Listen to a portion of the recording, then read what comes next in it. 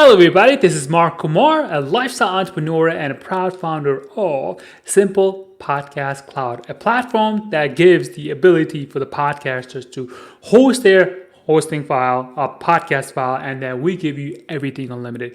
And then today's interview, we have another amazing podcaster who's going to be sharing amazing tips, secrets, and all the valuable information that's going to help you take your podcasting career to the next level.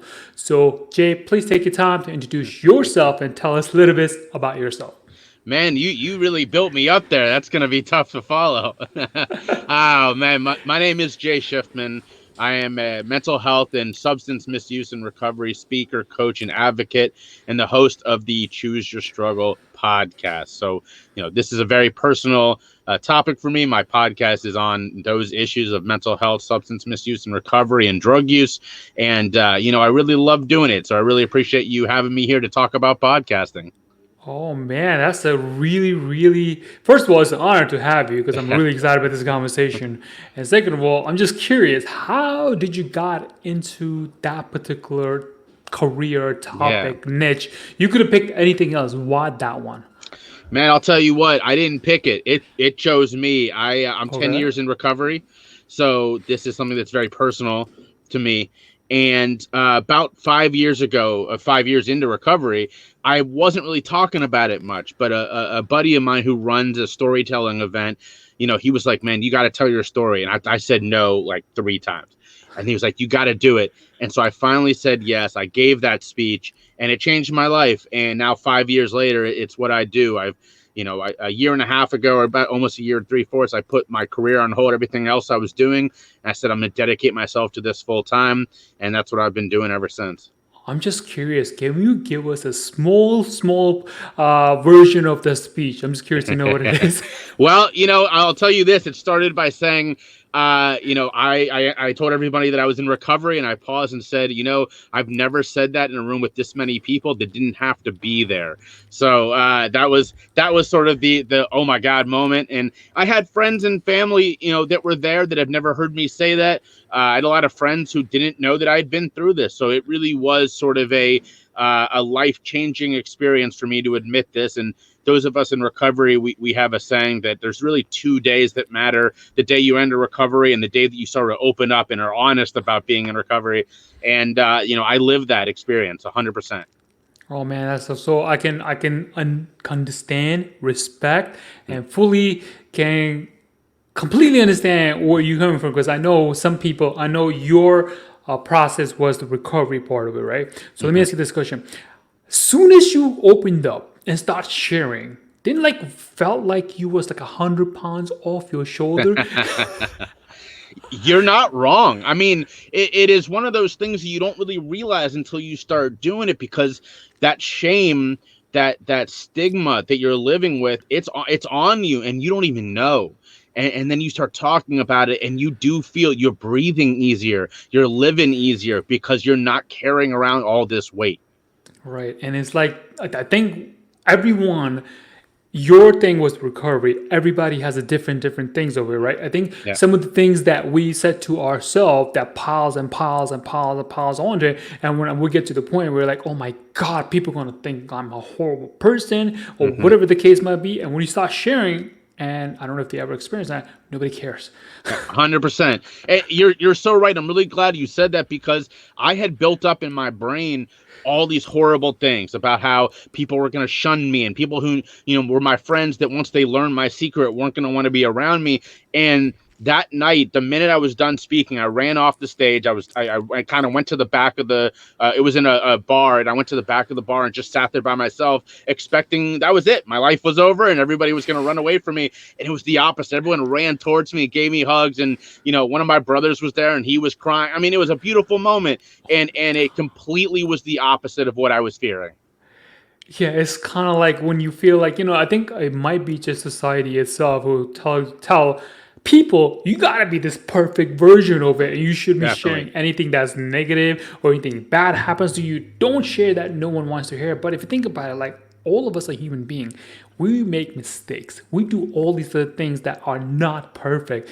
And then we will find somebody, another human being, whether it's a family member or friend or whatever, who has made the mistake and has the courage to Mm-hmm. go out there. I did it. And in their mind, you up just went up like 20 notches in terms of respect and power and the courageous, and everybody just like looks at you different point of view. Now you are like this author, this expert. You're like, oh my God, like wow, this dude actually has the courage to do that. I wish I could be like you. Had that ever happened to you yet? All the time, man, and it makes this worth it because from running a podcast and doing all the work that you and I are both doing, we're not rolling in it, right? We're not getting rich. We're not driving the fanciest cars. We do this because we love it. And with my work, with public speaking, with coaching, I do this. I'm not rolling in it, right? You can see it. Your watchers here, your listeners can't see this, but I'm in a closet. My wife's ratty gown is right here behind me because this is what I'm doing. I'm not in some, fancy space. I do this because it makes a real difference. I do this because of that impact you were just saying. I'm so glad you brought that up in the class that you are. People who are listening to this on a audio version, right? Definitely check out the YouTube video. You're gonna be like, oh my God, like wow. And then, it's funny because like when for example, if our car breaks down, we go to this shop, or doesn't matter wherever a shop is, right?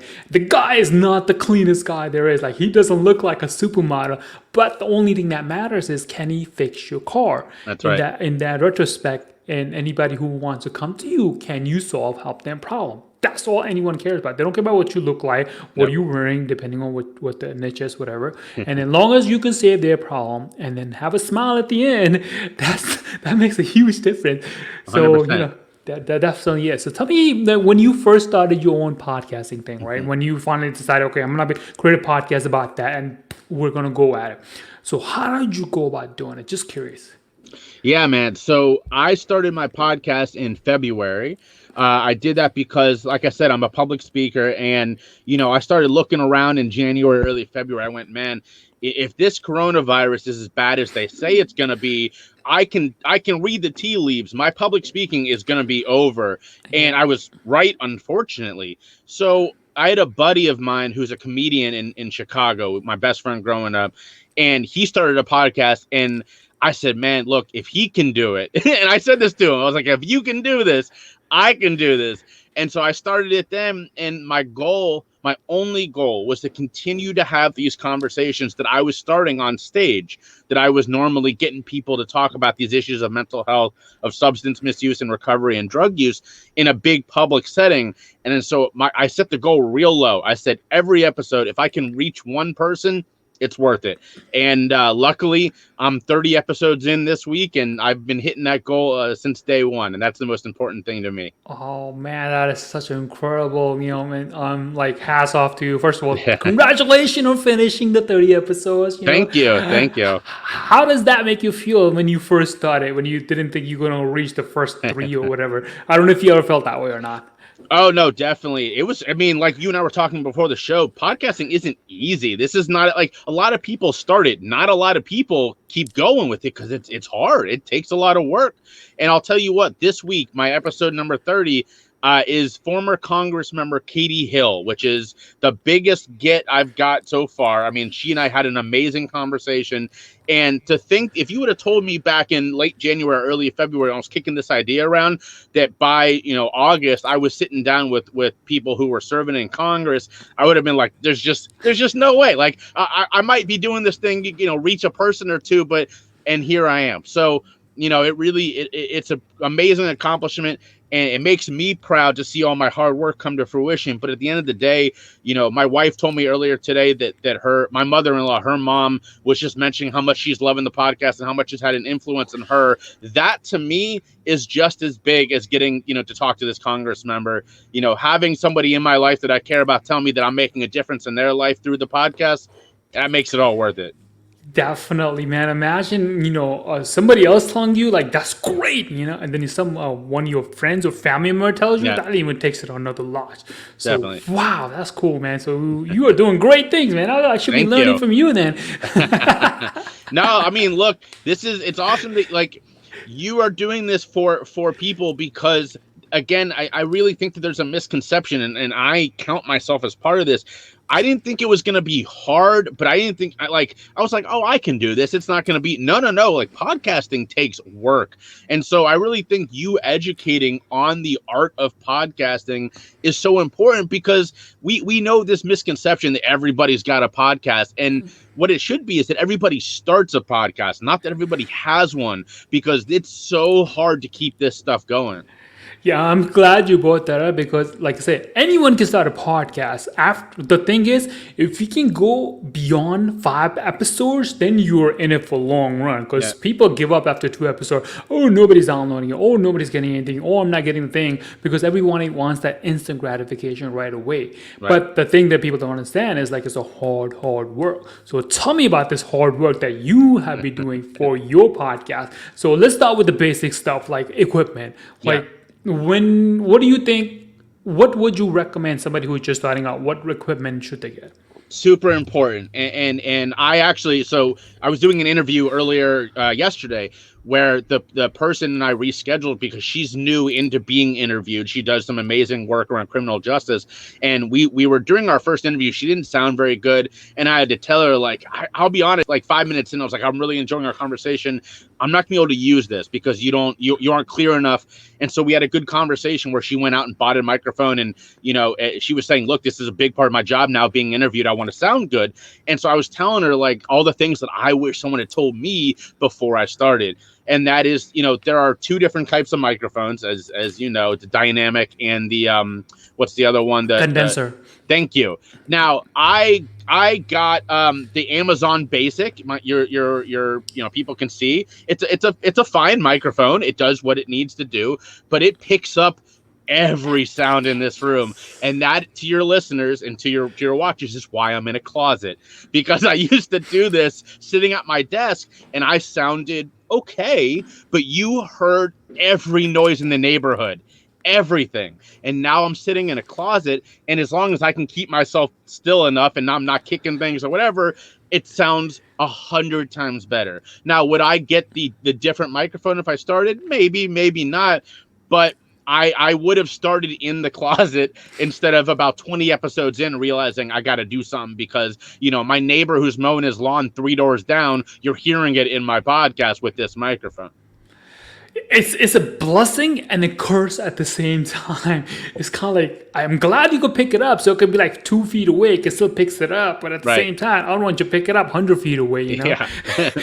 so it's a blessing and a curse. Yeah. At the same time. I went to the same process. I'm like, oh my god, believe it or not, because you're in a closet, that obviously you know this, and people who may not know this, it's a good thing, because a lot of people who go into this professional podcast studios where they have this sound minimizer where you don't hear much of the background music, and that much carpet or clothing that you have, it minimizes the outside voice. So, which is a great thing to have. For you, being in the closet, that's a good thing. Yeah.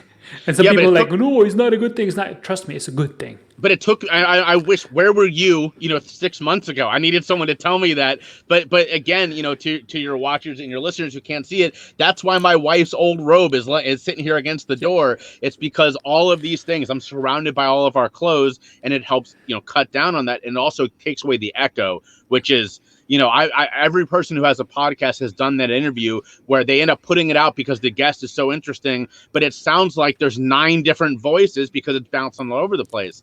And, I had a really amazing guest probably 5 or 6 episodes ago, and he was in his office with all of his diplomas on the wall and all that kind of stuff. And the noise was just all over the place. And I almost, like, I sat with it for like an hour. I was like, do I even put this out? Because it sounded so poor, but he was such a great guest. I was like, I'm going to do it anyway. And these are things you just don't know before you get involved, unless you have a background in sound development or music or something like that. Yeah, which most people don't. Most people do. Yeah, right. I'm an entrepreneur. I'm a business owner. I'm a baker. I'm a fitness professional. I don't know anything about, the sound quality and things of that nature. So, all right. So I guess get the best possible mic that you can get.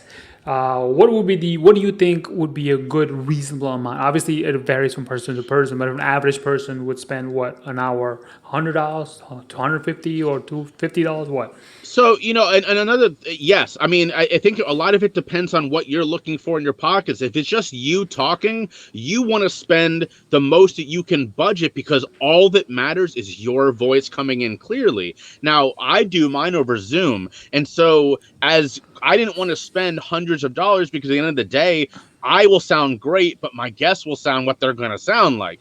So I spent total for my microphone and for my I forget what this thing is called, the little guard that you The put on the, popper? The yeah, there mouth? you go. And then also the little fuzzy thing on the microphone itself. Total spent about $75-$80. And that was because I got the Amazon Basic, which is a plug and play. It doesn't go through a condenser or a mixer of any kind. And I'm using what's the app called? Audacity. I had to pull it up. And Audacity, for people who are listening, is a great free software where as long as the sound quality coming in isn't awful, you can do some pretty good things cleaning it up in Audacity. So at the end of the day, I could spend that extra $100, but it wouldn't do enough for me to warrant spending it. Now, to be clear, I am considering upgrading everything now that I'm 30 episodes in and I'm loving doing this and I'm starting to get some advertisers and that kind of thing. That's the next step. But unless you've got that financial backing or you're coming in with a lot of money, I wouldn't recommend spending hundreds of dollars to get started because who knows? You may get 10 episodes in and decide this thing isn't working for me. Yeah, absolutely. Don't invest too much money. I would think if somebody who's just starting out, like, hey, I love the podcast because I heard somebody else doing it, blah blah blah. Spend on average, most, if anything else, $100. Get one of those USB microphone, Mm-hmm. which will just plug right into you, whether you have Mac or Windows. Plug and play, off you go, which is a beautiful thing. If you have a laptop, you could literally take your laptop anywhere else, plug that in, and then off you go, and that's that. Yeah. So having said all that, so we got the gear part in here. You mentioned about the Audacity part, recording it. So the next phase would be like whether I should go solopreneur or a interview base or which one. Solopreneur is like basically I'm just talking to myself. Which one do you think is good? Yeah, I think what's important is how comfortable you are behind the mic. We all know those people that the show is good, but the host is a little uncomfortable. They're not really feeling it. And in Right. that case, I listen to some podcasts that have 4 or 5 people on it, sometimes even more through Zoom. And it's like, all right, I love the dynamic of all those people talking. If one person's having a tough day, someone else is picking them up. But if you, like, I also have a podcast that I love where the dude is just with it. He knows what he wants to say every day, and it's a 10-minute podcast. And bringing somebody else in wouldn't add anything to that for him because he is so on it and he knows exactly what he wants to say. So it really comes down to what you're comfortable with. When I started, it was just me. For the first 3 or 4 episodes, I wanted to make sure that I was comfortable behind the mic before I brought anybody else in. And so my first guest didn't appear till my 5th episode because honestly, I didn't think it was fair to them if they were coming in and I was like, well, what should we talk about? Right? That's not fun for anybody. So I made sure that I knew exactly what I was doing. And then I started bringing guests in. All right, man. Then talk to me about your very first episode that you recorded. How did that go? I don't mean like first episode where you actually went on air, like first episode that you actually recorded and you heard it back. Talk to me about that. Oh man, it was awful. I don't want to go back and listen to it now because it's like now that I'm 30 episodes in, I listen to that and I'm like, the sound quality's terrible. I don't know what I'm doing. This is not good.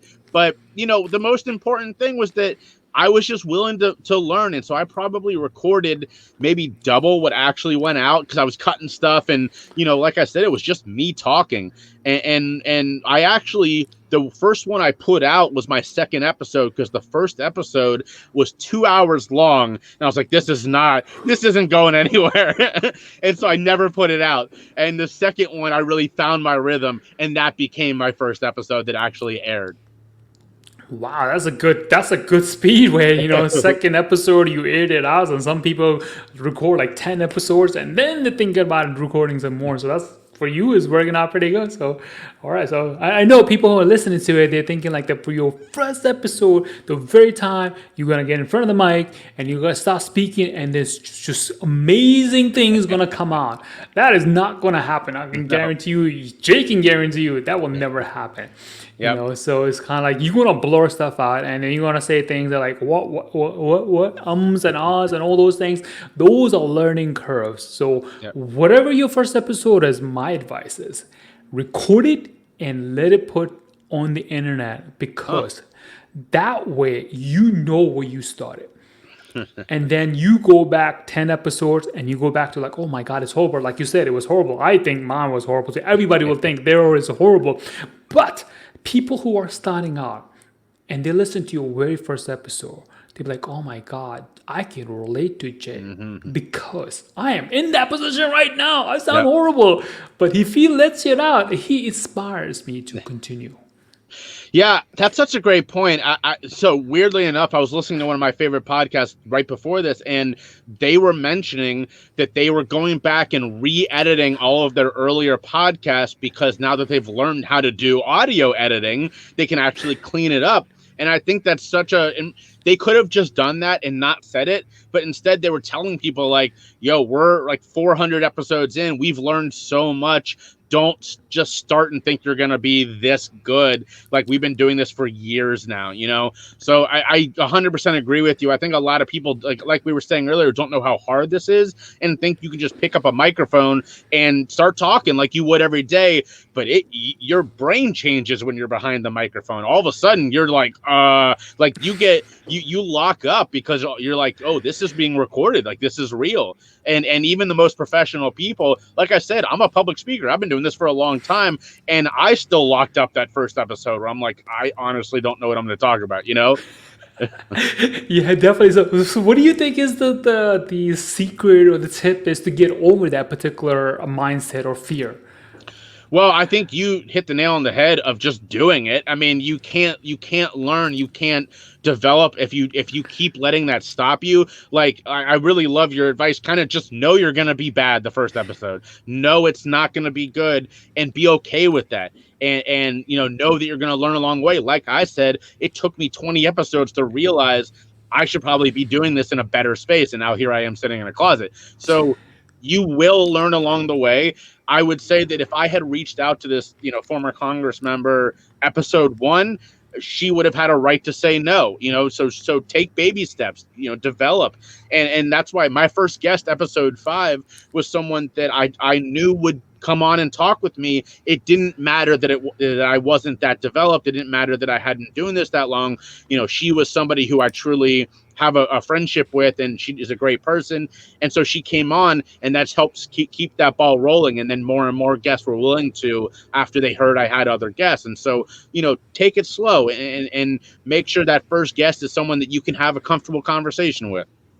Yeah, definitely, man. The best analogy I can give, doesn't matter where you are in the world.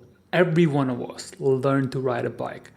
And the first time we got on the bike, we just didn't want shoo like really good. We fell, and we fell, and we fell. Maybe the 10th or ninth time we finally got it and we started spinning. So Yeah. just like with that, if you take that analogy, and apply it to life, just know you're gonna fail, and then finally gonna succeed.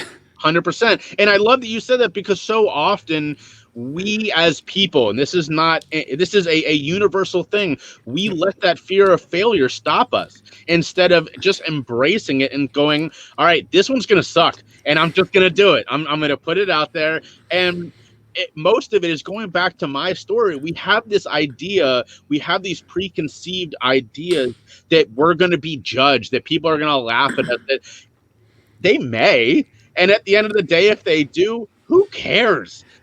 Like, the people laughing are the people on the sidelines who aren't actually doing stuff. You're out there, you're following your dreams, you're trying to make these things work. If they're laughing at you, look at them and say, well, you try. You go ahead and try this, and we'll see what happens. Guarantee you they're not going to do it. And if they do, they're going to be just as bad at you as you are from the beginning. I love that you say that, and I just want to piggyback on that a little bit because I'm into the whole personal development myself, and I love how the human mind works. And I really, I mean, I get excited about this. It's like, for example, when you were saying, when, like, for example, I'll put myself on a spot, right? So I think that other people are going to say X, Y, and Z, right? That's the story or the mindset that I have. But 9 times out of 10, if I go ask those people, nobody's going to even thinking about that because they don't have the time or the day thinking about me and what I think about it. So now my mindset is, unless somebody physically comes up to me and says it, I will not worry about it. I don't 100%. care. And that's so I like that's so perfect. Another friend of mine who does a podcast, he was saying on his not long ago, he was kind of doing this. He was airing some anxieties, and he said, I know everybody's been thinking this about me, whatever. And I listened to it, and I called him afterwards, and I said, I'm one of your closest friends in the world, right? He said, yeah, and I was like, I've never once thought that about you at all. So I don't know who these people are that you think are thinking these things about you, but like I've known you forever. I've never once thought that thing about you. And I think that that's just such a perfect encapsulation of who we are as people, that even our closest friends, we have these ideas about what they think of us and all this. And yet, if we actually bother to ask them, they're going to be like, no, dude, I love you. What are you talking about? Exactly. If your friend's not gonna care, I can Yeah. guarantee you, some total stranger not gonna care at all whatsoever. So if you just start parting up, if you're thinking about starting a podcast, whether you're a business owner, whether you're an entrepreneur, whether you are a baker, a Pizza Hut, whatever, it doesn't matter, and you're in the position of like, I want to start, but I'm not really sure what people are gonna think about it. Think about this knowledge. Nobody cares. Yeah. which is a beautiful thing, and then if you need someone to tell you go do it, me and Jay is telling you go do it, create a damn podcast. Yeah. Yeah, and honestly, like I've never heard a story of a podcast doing anything other than helping somebody's business, right? I mean, if you weren't going to get that sale already, and then they heard, your podcast, you probably weren't going to get that sale. You know what I mean? Like it may Right. turn off people who already weren't that interested, but the people who may already be a little interested are going to be more interested after hearing you put in that work and talk about all the work you're doing. I personally have snagged a couple of opportunities from people who, oh, I heard your podcast, would love to learn more. Boom. Business wise, all worth it. And the wonderful, beautiful, and amazing thing about podcasts, I could tell about passion, the words that I use, I really, really, really love podcasting, is that it's multi-purposes. Meaning, unlike your reading and your video, you have to stay at one place. With podcasts, you Yeah. plug in your ear and you could literally do anything. You can cook, you can clean, you can go on a walk, you can work out, anything, which is great. So which means you have the ability to just listen to it anytime you want. Definitely. So that's what I absolutely love about podcasting, is because now I'm pretty big on working out. So I go for, like, because of this whole pandemic thing, gyms are closed, I can't really go to the gym, but I go for a long walk. I'm talking like 8 to 12 miles, and I just put in my plug-in. I'll plug in my ear, my headset, and put on a podcast. I literally look for a podcast that's an hour and plus long because I want to have that stretch. And I listen to 2 or 3 episodes. I'm good. So I learned something, and I got my walk in. So it works out great. Perfect. Yeah. My wife and I are going on a road trip here in about a week, and I've been saving up like entire seasons of podcasts for that reason. Yeah, it works in that too. So you could take your car as a university-owned vehicle, listen to podcasts, listen to Jay's podcast, listen to this podcast, and then you can learn a few things. If my belief is that if a 1% increment, if you can learn something, a new idea, a new thing every single day, by the end of the month, you're going to be like 3,000% better. And Yeah. your life in turns, because of the ideas that you implant in your brain or you let in, it's going to change your life by having you think of a better ideas to think of. So it just 100%. works. Yep. I love that message. Yeah, definitely. So, all right. So we got the equipment.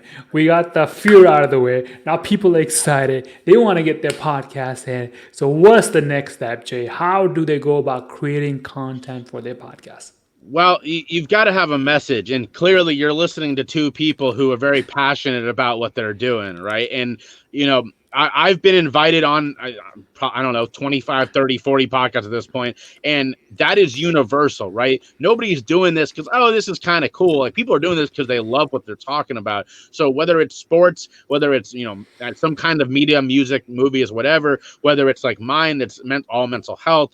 I mean, whatever the focus is, make sure you are passionate about it, because then it doesn't become work. It's like, I love that I'm doing this. I love that I get to talk about these things that I care about. Yeah, definitely. And then if you don't know what the hell you're passionate about, this is the test you could take literally, and Yeah. then you can validate whether you're passionate about this or not.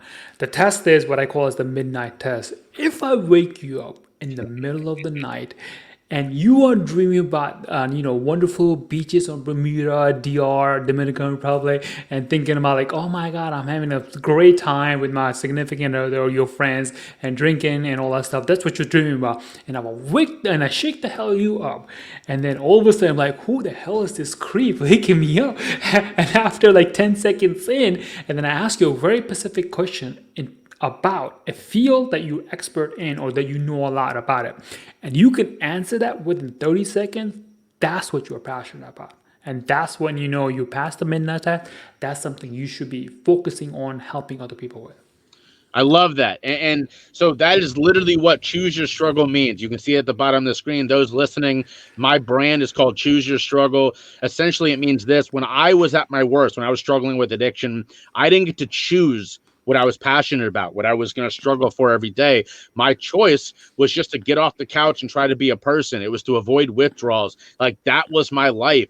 But now that I'm in recovery, I get to choose again. And it made me, like, it woke me up and made me realize that so many of us are going through life without making that choice, whether it's our circumstances or we're following somebody else's dream. We all know those people. They may have gone through and got their doctorate, or they went to med school because mom or dad or whoever said, oh, you got to be a doctor.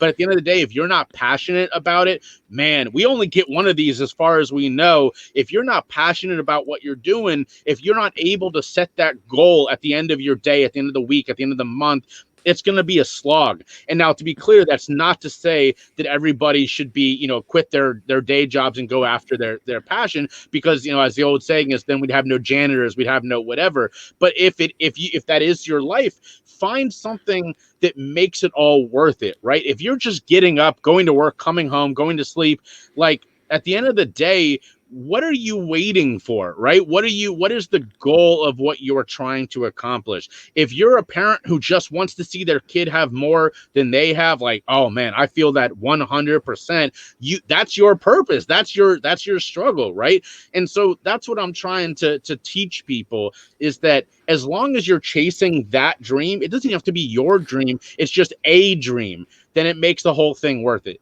Oh man, I got a really good question for you. Tell me, let's hear it. About when you just said, what are you waiting for? All the things that you have done and other people that you have helped, what has been the pattern that people wait for?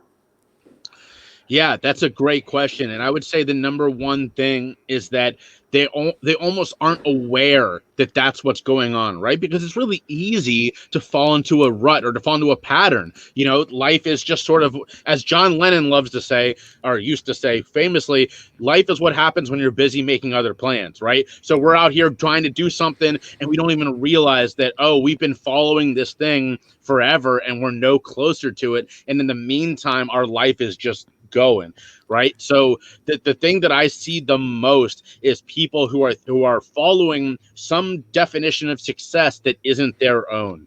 And whether it's, this societal definition of get the money, get the cars, get the big house, when at the end of the day, there are so many studies that show the people who chase that definition of success are no more happier. In fact, they've set this, that $75,000 is what they call the tipping point in the US, where once you hit that, it takes hundreds of thousands of dollars to make it you any more happier. That's the happiness point you're going to be at. And that's a lot of money for a lot of people. I'm not saying it isn't, but I'm saying this idea that if we get the Maseratis, the Benzes, we get the 10, bedroom mansions, that we're going to be happier.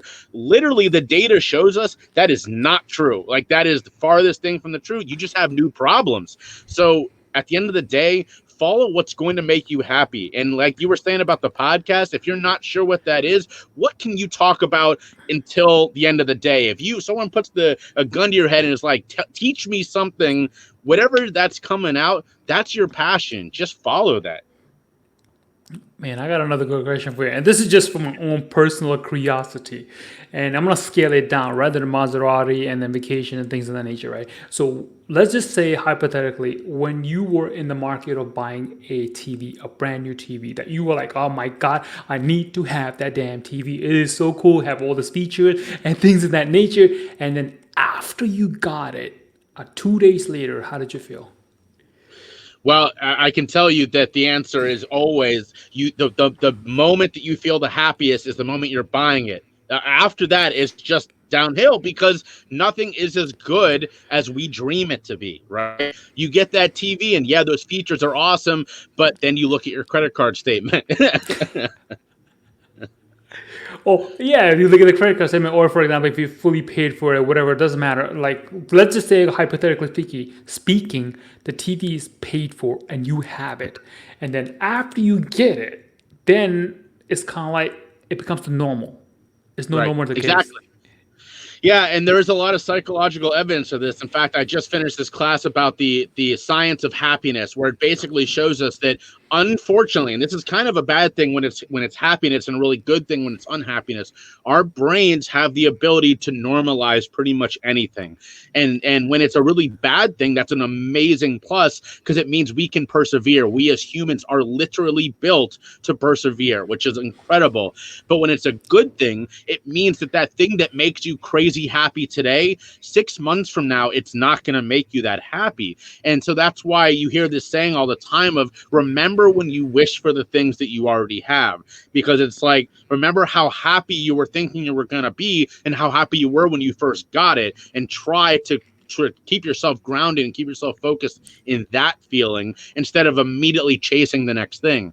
And that's why a lot of what I teach people is around the ideas of mindfulness, because if you can be aware of that, right, it's like a way of sort of resetting the clock a little bit and being super thankful and grateful that you have these things that one day you used to think were going to make you happier than you ever imagined, and you did for a little bit, but then you started to get normal. Yeah, I think you hit the nail right on the head when you said about, like, money doesn't matter how much you have. It's not the thing that you want at the end of the day. What I feel like is, like, and I try to tell other people about it, is like, your end goal is not what's going to make you happy or build you to wherever you are. It's your journey towards it. And I'll circle back around to the whole podcasting thing, right? Where somebody is like, hey, if I could just get like 50 episodes in, I'll be great. Or if I could get this one person in from an interview, that would be great. And then great and great and great, whatever. So whatever your X is, let's say you are at level 0, for example, and you want to get to level 10. The journey to level 10, that's something I feel you should enjoy every single step of the way, because that's what's going to make you the person that you will be by the time you get to level 10. Because, for example, the Bill Gates of the person, they started at level 0. Every single one who's successful right now, they started at level 0, but you don't know about it. But the thing that I feel like they got to where they are now because they never stopped. They always look forward to the journey towards the end result, not the end result itself. Because you may think going from level 0 to level 10 is a straight shot. You may think, but it's never the case, because you're going to have gazillions problems in between. You may have to go left and then back and then right and then 2 steps forward and back, and all these turns. But all those different things, it's going to help you create the mindset and the habits along with it that's going to help you move forward. If you stop at level let's say you get to level 2 and you're like, oh my God, that's too much work, I'm not doing it, you're never going to move forward. That's right. Yeah, 100%. And it, it boils down to this idea that we are in love with this idea of the overnight, success. And in reality, that is not a thing ever, because you don't see everything they did for the last 20 years to be to this point where overnight they become the Kevin Hart or whatever of the world. Kevin Hart was out there on the road for like 15 years before he became Kevin Hart, but nobody sees that, right? And so all of a sudden he's just everywhere. They're like, oh, overnight success. No, it's not overnight to him. He knows where he's been. Right, and then speaking of being everywhere else, whatever, us podcasts, or you, myself, and anybody else is doing it, wherever level we currently are, it's like we enjoy it. That's why we want to do it. And then another way,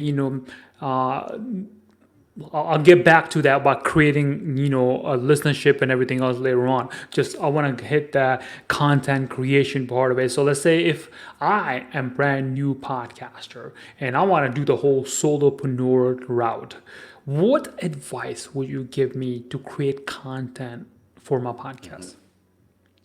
Yeah, so I love your midnight test. I think you have to start there, because we all know, like me personally, I am a huge Boston Celtics fan, just ginormous Boston Celtics basketball fan, right?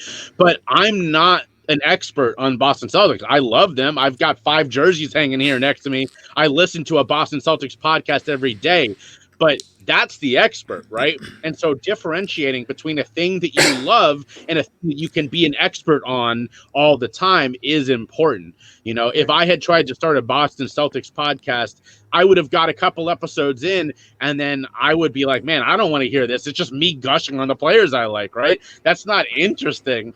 But what's important is, where are you the expert? What is it that you can talk about in a way that nobody else can? And for me, that was issues of mental health and substance misuse, as a person who has lived through that. And I knew that I was coming from a place of being the expert because I have lived experience. I have 5+ years of actual, studying experience, and I have relationships with other experts that I could bring in. And so for me, that was very easy. But, that was sort of a slam dunk for me, because I knew that right away. But think about that. Those of you listening and maybe thinking about starting a podcast, what are you passionate about? What are you knowledgeable about? But also, what do you have the sort of expert level availability of? Okay, that's a great advice. If people, whatever your expertise are, Yeah. you heard it from Jay. Go do that. You will have at least 20 episodes of worth of content, and then once you're creating a content, I promise you, if you do this, you will feel motivated and you will feel less stressed. Pick a topic, or whatever topic you want to create on. And let's say for the first episode, obviously every episode is your first episode is going to be introduction. What are you about? What do you want to help with people? And then how often can they expect the content to be delivered, right? And then second episode, whatever topic you want to pick. So do this for 2 weekends. On Saturday afternoon or whatever day you have, spend like good 4 hours. Batch it. Record it. First one, obviously, going to be 10 minutes. Next one, 20 minutes. Third one, whatever. Because what happens is, if you do it that way, your thought process is going to flow naturally. Then you'll be like, oh my God, I can't believe I said that. I didn't even think about it before. Has that ever happened to you? Yeah. 100%. And I love that advice. And I wish, I started out by just putting some episodes out, and I wish I would have batched them. And that's the number one piece of advice that I can give to someone that I didn't have, because I didn't do my research before I really started this. Batch your episodes before you begin. Have 5, 6, 7, so you can get those out there, drop them, and then keep going, because then people will be like, oh man, like this dude knows what he's doing. He's really got the ball rolling. Right, and then you don't have to worry. Then once you got them, let's say 10 episodes in, then you're good for the whole month, or depending on how often you release it. If you release it, let's say once a week for the next 10 weeks, you're good. You can go on vacation and people will listen to your episode. Oh my God, this dude doesn't take a day off. He's spending time and recording these things I love it. So batching is definitely one of the probably the most secret tip that I can give you, and Jay can give you about that as well. That helps you save time, and then also you will stay motivated. as Definitely, well to 100%. continue move forward. As Yep. compared to, I don't know if you ever did this, Jay, but I did it where every weekend, oh crap, and I gotta release an episode and I gotta record it. I don't know what I'm doing. How do I come up with a topic? Like what am I gonna do? Yeah, I'm really lucky because I decided to do the interview style podcast. Okay. And for those of you who are thinking about doing it, if you're like, oh, I don't know where I'll find people, it's super easy once you get going. People will learn about your podcast. There are websites where you can find other guests. I mean, social media helps a lot, but once you get that going, I haven't had to go really begging people for months now because people reach out to me, and now that I have credibility, my podcast has grown to a point where people know about it. Like I said, I didn't have to really like pitch this former Congress member who came on my show. I sent her a DM and I was like, hey, this is Jay with the Choose Your Struggle podcast. I would love to talk about this. She was like, I'm down. When do you want to record? So the ball can get going. And once you get that ball rolling, it gets so much easier. Oh yeah, man, I totally agree with it. And then those of you who are just starting out and or maybe into the 5 or 6 episode in it, trust me, just go ask and people will say yes. It's Yep. that simple. I love that, and I have never been said no to. Like, people love talking. If you're passionate about it and you show someone you're passionate about it, and that's their wheelhouse, they're gonna be down. And my 6th episode or 7th episode, somewhere in there, was with an author that I never thought I would get. In fact, I even sent her a message that was super passive, like, "Hey, if you're free, if you have some time to talk," and she was like, "Yeah, great. When can we record?" And I was like, "Oh my god, I've never been said no to. People love talking about if they still have seen you passionate, and if you reach out to the right people, they're going to want to talk. Oh yeah, man, and I just want to circle back around to the Kevin Hart story where you were saying that he's been on this place, this place, this place, this place until he became successful, and that's how other people are, the other expert industry leaders who we want to be on the show. So they could be on my show today, they could be your show today, and then they could be somebody else's show, and then they become the Kevin Hart. So, but they have to go through these small steps. Right. Just like we as a podcaster, we're going to the step getting to these people. So we are helping one another to become this version of Kevin Hart. 100%. And I want to say that I love that most of us in this community buy into that, because the people that don't, it's just a little awkward. Like, I've literally shown up to record an episode and they're like, oh, and real quick before we begin, it's $55 to record. Would you mind paying me now? And I'm like, yeah, I'm not going to do that. I will talk to you later. It's like, if you're trying to get people to pay to be on your show, like, that's just advertising, and that's cool too. Like, if that's the goal of your podcast, just to be an advertisement, but know that you're only going to get those people who are just trying to pitch something, and it's not going to be a great conversation. The people aren't really going to be there to help educate your listeners. They're just going to want to pitch their product and get out. So, if that's your thing, do it. Go get paid. I can't fault you on that. Go get paid. But at the same time, that's not really what 95% of us are doing in this space. We're trying to get our messages out. We're trying to help other people get their messages out. And it's a great community. Oh man, I'm so glad you brought that up, because that happened to me one time and I was really nice about the dude. He pitched to me like, hey, you want to get on my show? I'm like, sure. And then soon as before we got recorded, then he gave me the spiel for 10 minutes. I didn't know it was coming. And then I was like, hey, okay, fine. And then he was like, hey, it's just a small time investment, only $500. And I was like, okay, I mean, I wouldn't mind doing it depending on your show. But had I known that before going in there, like that would be a different mindset before going there. If you were like, hey, by the way, there's an investment, I'm like, sure, no problem, let's do it. But at the last minute, just when we were about to record, then you're gonna tell me, that's just, I think it's just not very professional way to do it. 100%. And I'll tell you what, I think this has happened to me around 5 times. 4 of the 5, they've been up front. They've been like, hey, I want you on the show. Great. What are we talking? And then in their introductory thing, and by the way, it costs this much. Hey, I don't pay but I don't fault you for that. Go do your thing, all the love, whatever. But that fifth time, I'm with you. That's the one I got angry about because we were here. We were already getting ready to chat. And he was like, oh, by the way, real quick, I got to get you to pay. And I was like, oh, no, no, no, no. Hold up. That's not how this works. You know what I mean? Yeah. So I'm with you, man. If that's your thing, say that up front and go get your money. I don't fault you for that. But don't trick somebody who's trying to do this for the right reasons into coming on your show and then slyly being like, oh, by the way, you owe me this money now. Right. I mean, I understand everybody got to make money and things of that nature and things like that, whatever. And if you are a kind of podcaster like, hey, I'm spending X amount of dollars, I want to get something out of it. There's a better, nicer way to do it. Yeah. Another way to do it would be like, hey, let's record this interview and let's see how it goes. And if it goes really well, and at the end of the interview, hey, just want to show I appreciate your time, and you are no obligation whatsoever to do anything. But if you would like to, here's a link to donate. 100%. You know, Yeah. Yeah. And don't. in fact, the one time I did pay, the person did it like that. And then they were like, hey, if you want, I really love talking to you. If you want to, here's a link. And if you donate, I will promote you on a different episode. I was like, happy to. This was a great conversation, and you want to help promote my show. I will more than happy to pay you for that. Yeah, definitely. And speaking of promotion, what tips or things you can share that other people can use that has been working for your podcast? Definitely. So a couple things real quick. There are some places where you don't even have to pitch them. They will quote unquote sponsor your show without it really being a lot of work, right? I'm on Anchor. I do my podcast on Anchor.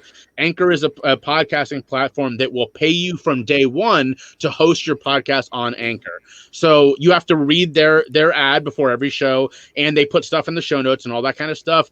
That's fine with me. It's not a lot of money, but that pays me a little bit for every episode. Audible is another one. You hear Audible on like every show. It's because you fill out a form, you submit to them, you tell them about your podcast, and they send you a link. You put it in your show notes, you read the ad on the air, done. And it's not going to make you a lot of money. Yeah, that's Audible's the secret, right? It's not going to make you a lot of money because it depends on people signing up through your link. It's basically a partnership, right? But if people do that, you're making some money for the podcast, and all it takes you is a 45-second ad read. So that one I definitely recommend to everybody. The final one I'll say is you just pitch. Yes, some of these huge shows, they get people to come to them. And one of my favorite shows is the Scrubs podcast, Fake Doctors, Real Friends. A huge Scrubs fan, Zach Braff and Donald Faison. They're making a lot of money off their podcast. You and me, we're not them. We're not going to get all the big sponsors coming to us, begging us to read their stuff on air. So what I do is I just send emails. I'm like, hey, this is my podcast. Here's my one pager, which by the way, I made a one pager. Very easy to do. It's just with some of your stats, a little bit about your show, and pitch that to these people. And also check out other podcasts, see who's sponsoring them. Find one that's in your niche. So if I'm mental health, go listen to some other mental health podcasts that haven't been around that long. Find out who's sponsoring them and send some emails. And I've gotten a couple sponsors that way.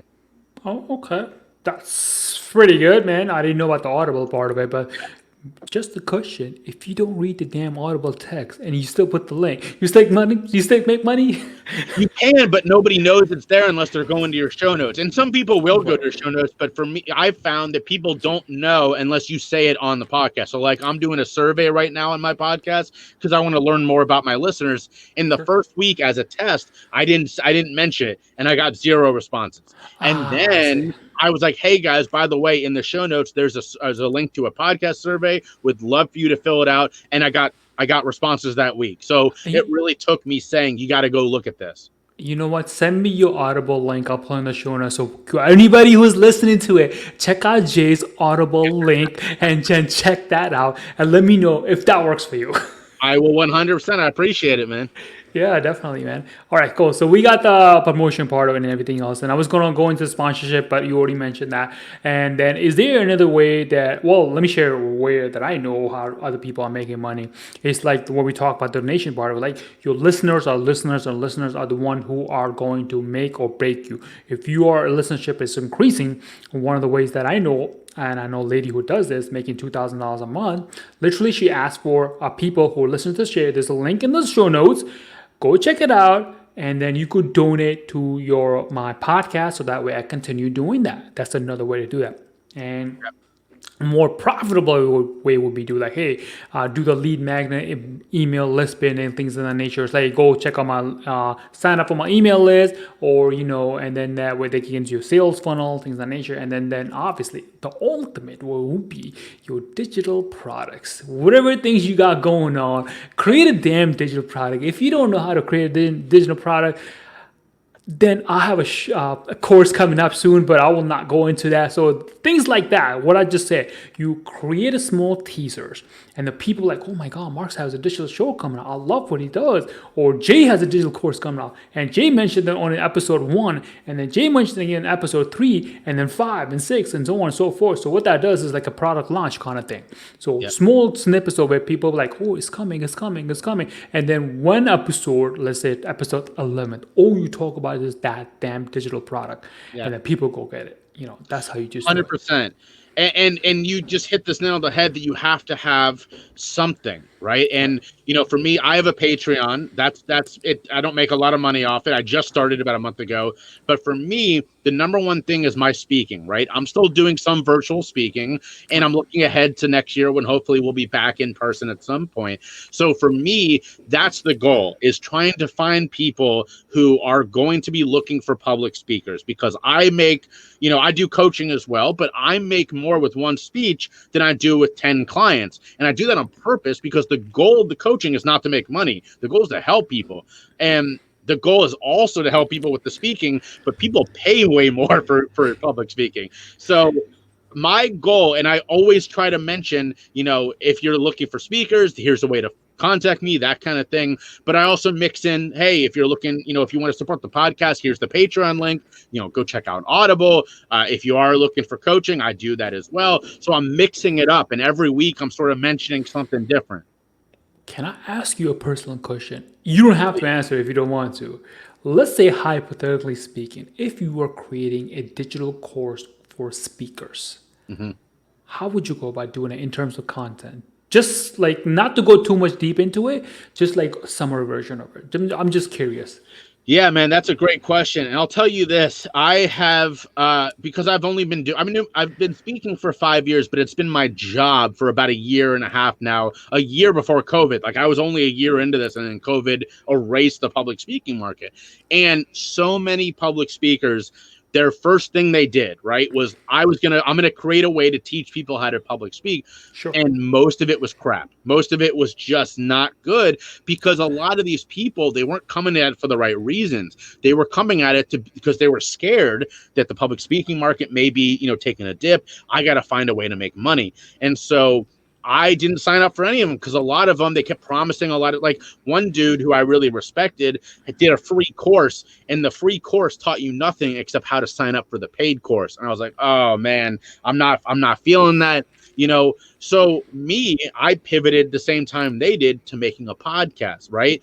I'm not doing this for money. I'm doing this because I truly want my message to get out there. Sure. And I've been super lucky in that respect, that this podcast has helped me pick up some speaking opportunities. But even if it didn't, I would feel fulfilled, because my goal was just to get the message out there. So if I was starting a course, that would be the number one thing, is always remember your why.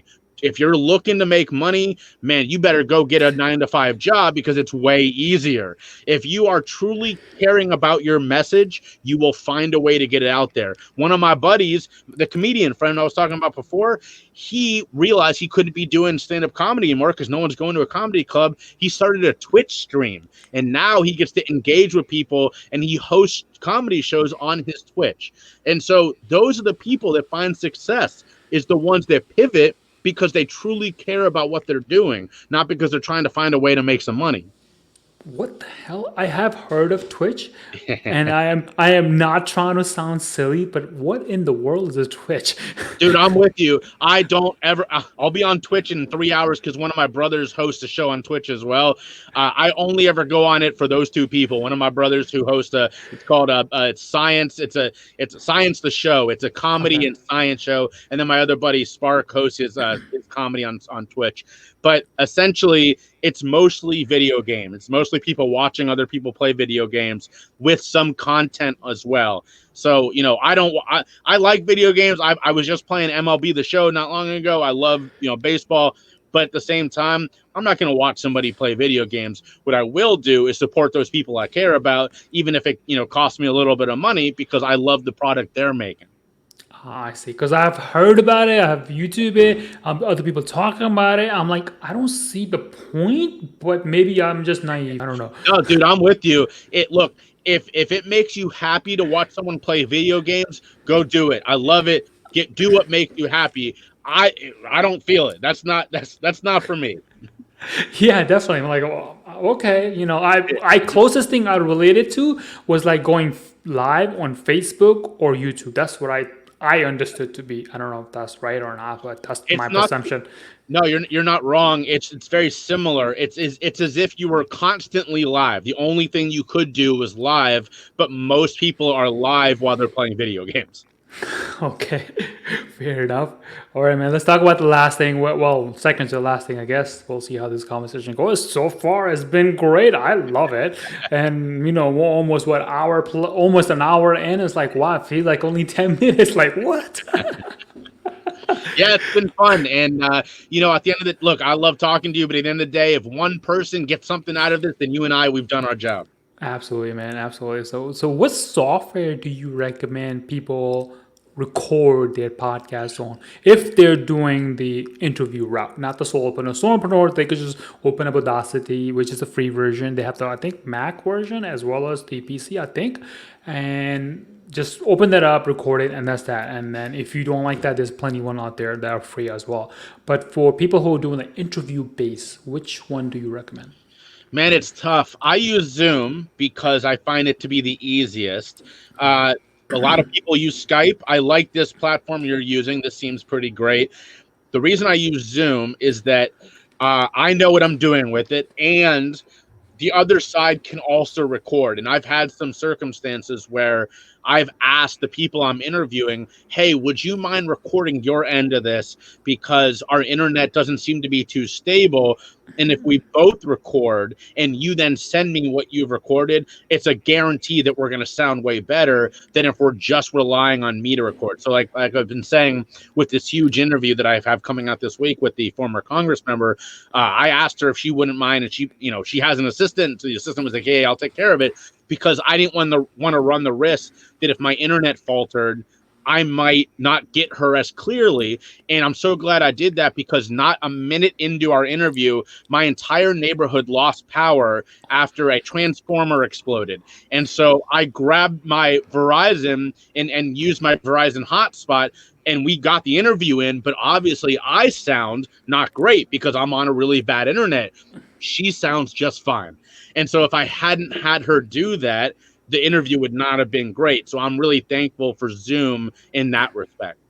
Oh man, such a great topic, and also thank you so much for sharing it, because I didn't know both end of the Zoom, the person who is recording, interviewing, and the person being interviewed can record at the same time. Yeah. I thought the person who is hosting, I guess, the meeting is the only one who can record it. You have to give them permission. You're not wrong. And as the host, you have to let the person record as well. And they have to know what they're doing. Let's be honest. Not everybody knows what they're doing. So you have to help coach them a little bit. But if the person's okay with it, and I've had someone go, "Oh man, I don't know if I know how to do that," and I'm like, "Don't worry about it. It's all good. We'll still chat." But if I can get the person to do it, it makes a big difference. Okay, and carry on with this conversation with the interview. Is there a way or process that you prep your interview, meaning you get ready for your interviews? That way, you make sure you get the best content out of the person. Yeah, I'm really glad you asked that. So I didn't used to do that. In fact, early on, if someone wanted to be on my show, I was starting out. I'm like, yeah, let's do it, right? Now, if I don't know them personally, or if I haven't seen them speak somewhere else, I make us get on a 15-minute chat first because I don't want to run the risk that they may be really knowledgeable, but they may be boring as hell. And I've had that happen where I interviewed someone and the person really knew their stuff, but they didn't know how to be interviewed. And they were all over the place and it just wasn't good and I couldn't put it out. So I don't want to run that risk again. And I'd rather take 10 to 15 minutes to talk to the person first and then, go ahead with the interview because that was a bad day when I realized I couldn't put out that interview. Yeah, trust me. I know all the time, and the thoughtfulness, I guess, is the better way to put it. You go and ask that person questions, and then you try to get that information out of it, and then it's like you spend whatever 30 minutes plus hour, whatever, and then you're like, oh man, all that time spent, I can't really use it. Damn it. Yeah. You Yeah. And, it's partly their fault. It's partly yours as the host, right? I mean, I've learned a lot about how to be a good host and how to make a person feel comfortable. This was months and months ago, and I didn't really know what I was doing as much yet. Right. And so they weren't good, and I wasn't good at getting the information out of them. And it was kind of a perfect storm of suck. So I've gotten a lot better, and I've also gotten a lot better at screening people to make sure they're not just going to try to pitch something, and that we can actually have a good conversation. So how do you become a great host? Just curious. I'll tell you what, in my opinion, it takes empathy. It takes understanding, right? I mean, it's one thing. So I'm a really big fan of Terry Gross. That's who I think does this really well. For those listeners who don't know, she hosts the show Fresh Air on NPR. It's in my opinion the best interview radio show out there, and she has an ability to connect with people even if they're just chatting like you and I are over the internet, where she can really you hear her that she feels for these people when they have really hard stories. She laughs along with them when they're telling funny stories. This isn't just a typical, one-sided, okay, so tell me what happened next, because that's not fun for anybody. If you can get invested in what your people are saying, there have been shows, I'll be honest, I come in with like 10 or so questions. There have been shows where I haven't even gotten to the first one because I've enjoyed talking to that person so much where the hour's over and I'm like, oh, wow, we didn't get to anything that I said. Why don't we book you again for a second episode so we can actually talk about those things? Not that interview wasn't good. In fact, it's usually very good, but it's just because we developed a great relationship. So you have to get invested with the person. Yeah, man, that's a great point as well. And then to help you get invested with the person, if you're starting out or if you're doing this for a while, definitely, highly recommended do a video call or video interview. Reason being because when you're talking, you could see other person and you could see how they react. If they don't like a certain question, you get to see it. As compared to, I've been in some interviews where it was all audio. I'm like, I'm hoping the person what I'm saying is liking what I'm saying. I don't know, but sure. But but definitely highly recommend do the video interview so that way you get to see what the other person's doing, so you can literally tailor your question and get a really good content out of it. Man, I'm so glad you said that, Mark. I've been on so many interviews, a couple of them on the phone, and one in particular, I told, I have a couple of canned punchlines that I give whenever I'm telling my story because my story is heavy, right? I mean, I survived a couple suicide attempts and an overdose, and so I like to mix in some jokes. Sure. And one time I gave him the joke I always give, and I laughed because I always do, and I tell it, and there were crickets on the other end, and it knocked me off my game. I was like, oh shit, but I couldn't see them, so I didn't know, are they not laughing because they're like mortified? Are they not laughing because they weren't listening? What's going on? And it completely got me off my game. And so he asked the next question, and like I wasn't even ready for it. I was like, I was in my head. I was like, why aren't they laughing? So I'm with you. I hate phone interviews. I really prefer being able to see the person. Yeah, man. If you like listen to this, like Jay and I agree. If somebody asks you to be on an interview, and if they do phone interview, don't do it. Just don't do it. Literally, because when you're done with it, maybe you may feel that way, maybe you will not. You will feel this so awkwardness, like you felt it, I felt it. Other people who have done it in the past, they have felt it too. Just you don't want to feel that, because this podcasting thing is this wonderful, amazing flower that you don't want to tarnish. That's what I feel. No, So I'm with you, man. And also, let's be honest, the sound quality is way worse too. When you do it over the phone, the sound quality is not nearly as good. You and I both have professional microphones. You can't really do that when you're on the phone. We can both use our microphones and our earphones, but it's not the same. And so I'm with you. I don't love if I agree to do an interview and they're like, all right, I'll call you here. I'm like, oh, can we do it over Zoom or something? Like, I will do a phone interview as a last resort, but I'll try to get them to agree to do it on the computer first, because I need to be able to see the person. yeah, I mean, like, you and I were like this, man. We're on the same level. So totally get it, man. So all right, so towards the end of the show, I always like to play this little two cushion game, and I think you might appreciate it. All right. Wherever you are right now in your life, if the younger version of yourself asks you a question, let's say younger version is 23. I don't know, just picking a number, right? Wherever you are in your life now, everything that you know right now, what advice would you give that person to get to where you are a lot faster? Man, well, I'll tell you what, you didn't know this, but 23 was the age where everything fell to shit around me. That's the age that I attempted suicide. That's the age I overdosed. That's the age that I, got locked in the long-term care facility. So 23, J, is the lowest at the low. Okay. I'll tell you this, man, if I could give myself one piece of advice back then, it would be trust yourself.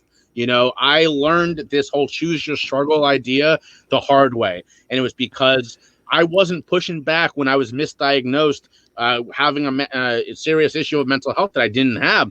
And then I got addicted to those medications, and my life could have ended right there without Okay. me ever saying to this therapist, are you sure? Is it possible that this is just a different, whatever? I didn't trust myself. I trusted other people. And if I could tell that person, you are going to get through this, and the way you're going to get through it is at the end of the end of the year, this was 2009, finally saying, I know what's best for me. That's how you're going to succeed. Man, I wish someone would have told me that months and months earlier, but I had to get there the hard way. So trust yourself. That would have been number one for me. All right, there you have it. You heard it from the main man, Jay. Trust yourself. Trust your gut feeling. Yeah, Whatever that is, follow it towards the end because it will guide you the right way. definitely. All right. All right. The part two. Whatever you know right now, and you want to move 2 years in the future, or wherever you are, doesn't matter whatever age group you are, what can you do to get there faster? Man, I'll tell you what, at the end of the day, the number one thing, and I've said this on a lot of interviews, there is no secret to success, right? I literally had someone ask me that. What is the secret? They said, you're doing all this amazing stuff. What's the secret to your success? I said, there's no secret. I said, look, I'm a Cincinnati guy, right? I'm a big Cincinnati Reds fan. Pete Rose is a horrible human being, but he taught us all one important thing. He wasn't the biggest, he wasn't the fastest, he wasn't the strongest, he wasn't the most athletic. He just outworked everybody. He went in and put the time in. He used the skills he had, right? I mean, he still was a very good athlete. You can't make it to the major leagues without being a good athlete, but he used those skills and turned into one of the greatest players of all time by working his ass off. So that's my number one. I may not be the best, but I'm going to outwork everyone. You and I I'm on the East Coast. It's 6:30 here. I have another thing later tonight. And I do that because I truly believe in this message. I truly believe that I am doing a good thing that is helping people. And when you have that idea, it's super easy to put the time in because you're having the impact. So just work, just put the work in. There you have it, man. Trust yourself, trust your gut feeling, and put in the damn work. Those 100%. are the three secrets. I'm with it. I love it. Yeah, that's it, man. If you learn, anyone who is listening to this, just do those three things. Or hell, you could just do two things. Trust yourself, put in the work, and you're good.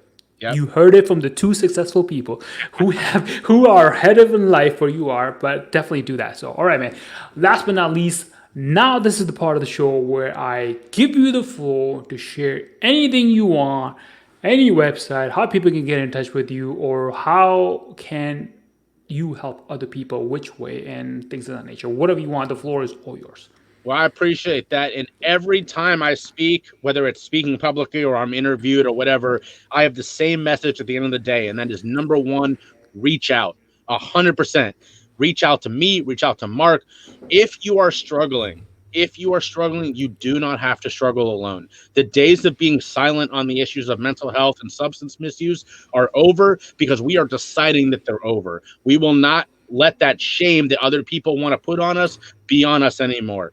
There is somebody in your life, like I said, whether it's one of us or somebody that you care, that you know cares about you, that will sit with you today and will work with you tomorrow. As we say in this industry, we would rather spend 2 hours talking to you today than 2 hours at your funeral tomorrow. Reach out. Do not suffer in silence. Help is out there if you look for it.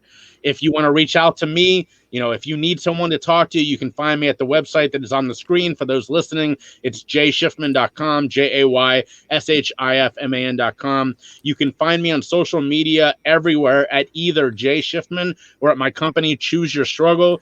And you can find the Choose Your Struggle podcast everywhere you get your podcasts. All right, Jay, man. Thank you so much for being here, spending more than an hour of your busy schedule. I truly appreciate it. Everybody who's listening, they truly appreciate it as well. And I will definitely put all your links, including your Audible link, in the show notes as well, so people can check it out, and then you get some value out of it. So thank you for being here. All right, this was a lot of fun, man. I do a lot of these, and I don't usually have as many laughs as this. So, Mark, I really appreciate it. Cool, man.